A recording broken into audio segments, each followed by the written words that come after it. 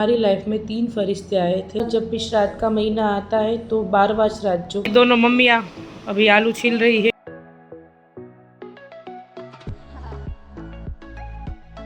तो ये हम हर साल ही करते हैं, इस साल भी किया और आगे भी करते रहेंगे।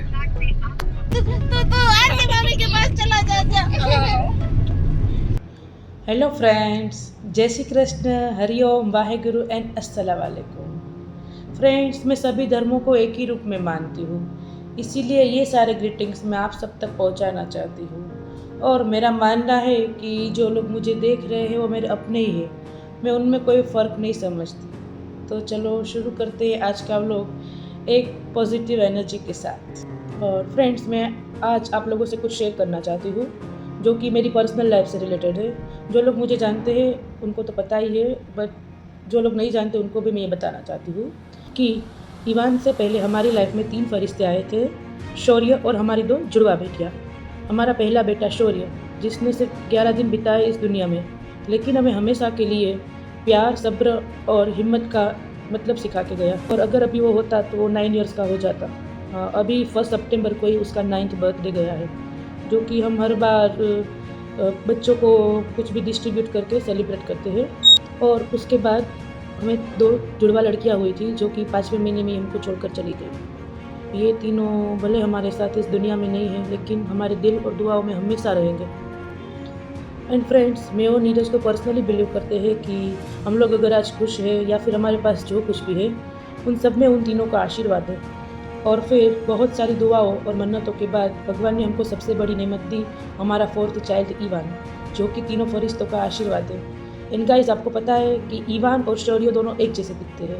गूगल फोटोज़ में भी जब फेस सिंक्रोनाइज होता है तो शौर्य और ईवान दोनों का सेम ही है।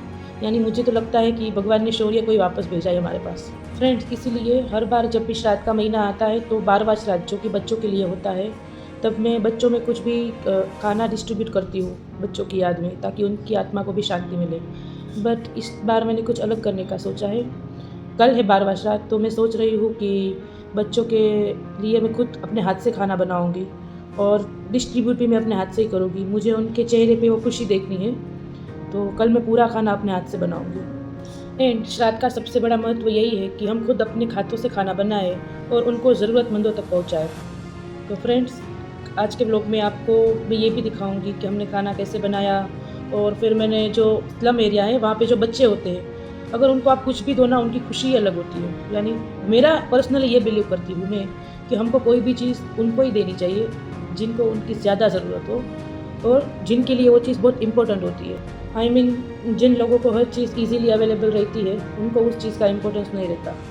लाइक जैसे कल ये बच्चे खाएंगे, भले वो सिंपल ही फूड होगा, पूरी सब्जी एंड खीर, बट उन लोगों के लिए वो ट्रीट कहलाएगी कि चलो आज हमने कुछ अलग से कुछ अच्छा खाया।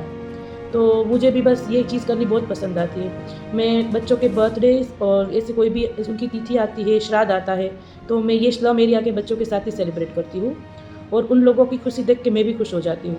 सो फ्रेंड्स, अभी मैं और मम्मी डिस्पोजेबल प्लेट्स और ग्लासेस लेने आए हैं जो कि हमको कल चाहिए, तो अभी ले ही लेते हैं। फ्रेंड्स, अब नेक्स्ट डे हो गया है, यानी कि आज है 12वां श्राद्ध जो कि बच्चों के लिए होता है। आज मैं सुबह थोड़ी जल्दी उठ गई थी क्योंकि पहले नहा के रेडी होके मुझे खाना बनाना था। तो उठ के पहले मैंने दिया बत्ती किया मंदिर के सामने और भगवान से प्रार्थना की कि मेरे बच्चे जहाँ भी हो वहाँ पे खुश हो और उनकी आत्मा को शांति पहुँचे। और आज का मेनू तो सिंपल ही रहता है कि आज मुझे खीर, पूरी और आलू की सब्ज़ी बनानी थी। तो पहले मैंने खीर चढ़ा दी है क्योंकि खीर बनने में तो इतना टाइम नहीं लगेगा, बट फिर उसको थोड़ा ठंडा भी करना था, तो पहले खीर कर दी। और साइड ही में मैंने आलू को भी बॉईल करने रख दिए थे, तो वो भी रख दिए हैं अभी। देखिए, तो अब खीर ऑलमोस्ट रेडी हो ही गई है, तो बस अब उसको नीचे उतार के ठंडा होने के लिए रख देते हैं। अब ये रेखा बहन भी आ गए मेरी हेल्प करने के लिए, है ना रेखा बहन? आपके बिना तो रसोई अधूरी है। दोनों मम्मी लोग अभी बातें करते जा रहे हैं और आलू भी छीलते जा रहे हैं। चलो चलो जल्दी करो। और अब मैं आलू की सब्ज़ी बना रही हूँ जो कि सिंपल ही बनानी है, उसमें लहसुन और प्याज नहीं डलता। तो बस अभी सिंपल से आलू की सब्ज़ी बन रही है और ज़्यादा स्पाइसी भी नहीं करनी है, तो बच्चे भी अच्छे से खा सकें। मेरे हाथ से मसाले बहुत ज़्यादा पड़ते हैं, तो आज थोड़ा ध्यान रखना पड़ेगा कि आज बहुत ज़्यादा ना हो जाए, बट आई नो कि सब्ज़ी अच्छी ही बनेगी।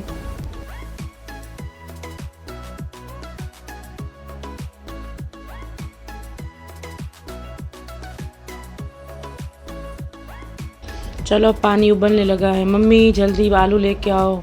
लो मम्मी आलू लेके आ गई। मम्मी फटाफट आलू भी डाल ही दो, अब आप भी डाल दो।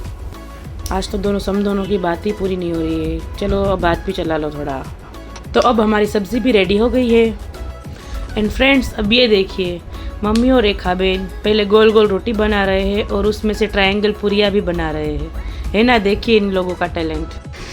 आज इवान को स्कूल नहीं भेजा है। इवान बोलो कहीं स्कूल नहीं गए हो, हॉलीडे છે। सो फाइनली अब पूरा खाना बन गया था। तो सबसे पहले मैंने भगवान जी को थाल लगा दिया, पूरी सब्ज़ी, खीर एंड थोड़े फ्राइम्स भी तल लिए थे। और उसके बाद बस अब डिस्ट्रीब्यूशन के लिए ले जाने के लिए भी सब खाना हमने पैक कर लिया है। और नीरज के आते ही हम लोग अब जाने के लिए निकल गए। ईवान तो बहुत ज़्यादा एक्साइटेड हो रहा है। वो यही बोल रहा है कि आज शौर्य भाई का बर्थडे है, क्योंकि उसको पता है कि जब जब शौर्य भाई का बर्थडे रहता है तो हम कुछ ना कुछ डिस्ट्रीब्यूट करने जाते हैं। तो आज भी वही बोल रहा है कि आज शौर्य भाई का बर्थडे है। तो फ्रेंड्स अभी हम लोग निकल गए हैं। पहले हम लोग मम्मी को ड्रॉप करेंगे और वहाँ से दोनों भाभीयों को भी पिकअप करना है। तो चलो पहले वहाँ चलते हैं। तो अब मैं, ईवान, नीरज, दोनों भाभी, नीलू भाई और अनीस यहाँ पे पहुँच गए हैं। हर बार तो मैं शाम को ही डिस्ट्रीब्यूट करने आती हूँ कुछ भी, तो तब तो सब लोग रहते हैं। बट फर्स्ट टाइम ऐसा हुआ है कि मैं दोपहर को आई हूँ। तो इन लोगों ने बोला कि सब बच्चे अपने पेरेंट्स के साथ काम पे चले जाते हैं या फिर कहीं पे भी चले जाते हैं। यानी अब से ये याद रखना है कि कुछ भी देना हो तो शाम को ही आना, क्योंकि सब लोग शाम को अवेलेबल होते हैं। तो भी बहुत सारे बच्चे और लेडीज़ तो थे ही, बट कंपैरेटिवली मुझे बहुत कम लगे।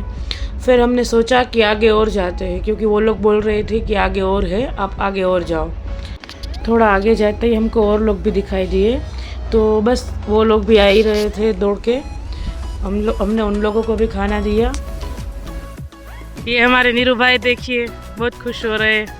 उनको भी आज अच्छा लग रहा है बच्चों को देख के, है ना नीरू भाई। स्माइल करो छोकरा, मज़ा आ रहा है ना खाने में। ये नीरू भाई सबको बुला रहे हैं आवाज़ लगा लगा के। बाद में हम लोग और आगे गए और अब ईवान भी जिद कर रहा था कि मम्मा मुझे भी देना है। फिर हमने उसको भी कार से उतारा। देखिए वो भी खीर दे रहा है। नीरू भाई सबको लाइन में खड़े रहने को बोल रहे थे कि चलो भाई सब एक लाइन लगाओ, यानी थोड़ी भीड़ ना हो जाए।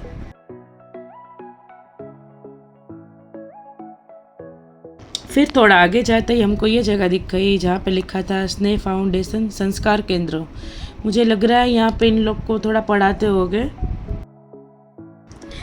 ये देखिए यहाँ पे भी नीलू भाई लाइन बनवा रहे हैं। चलो लाइन में आ जाओ 1 बाय 1।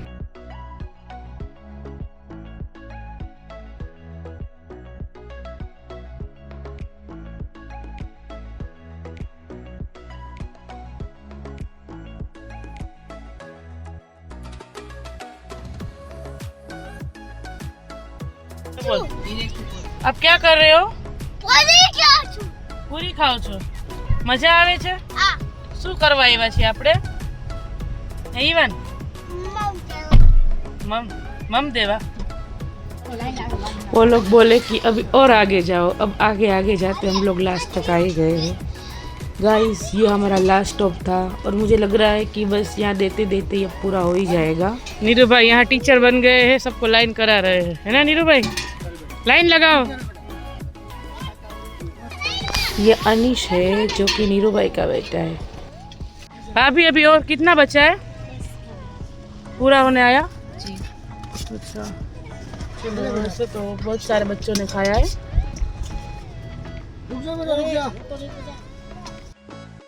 सो फ्रेंड्स अभी हमने सब बच्चों को दे दिया है और बड़ों को भी दिया, क्योंकि उन लोग को भी खाना था। तो बस अब पूरा ही होने आया है ऑलमोस्ट। अब हम लोग घर जा रहे हैं।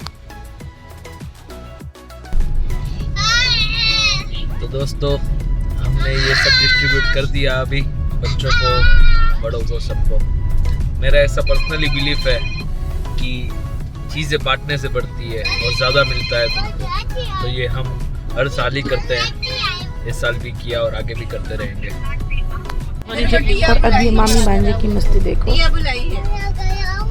हमारे सुई जाओ प्लीज मैम, मेरे को ऐसे सो जाना है ऐसे। तो तुम किधर सोओगे? तुम झूले में सोओगे? पहले सीधे से बात करो, सीधे से अच्छे से बात करो। तुम कैसे सोते हो? ऐसे ऐसे सो जाते हो? इवान पूरा दिन अपनी मामी के साथ ऐसे मस्ती करता रहता है। पता है पागल है। मारना भाभी जी मुझे इवान बोल रहा था कि मुझे रेशमा मामी नहीं गमता। झूठ बोलता है, ऐसे बोलता है।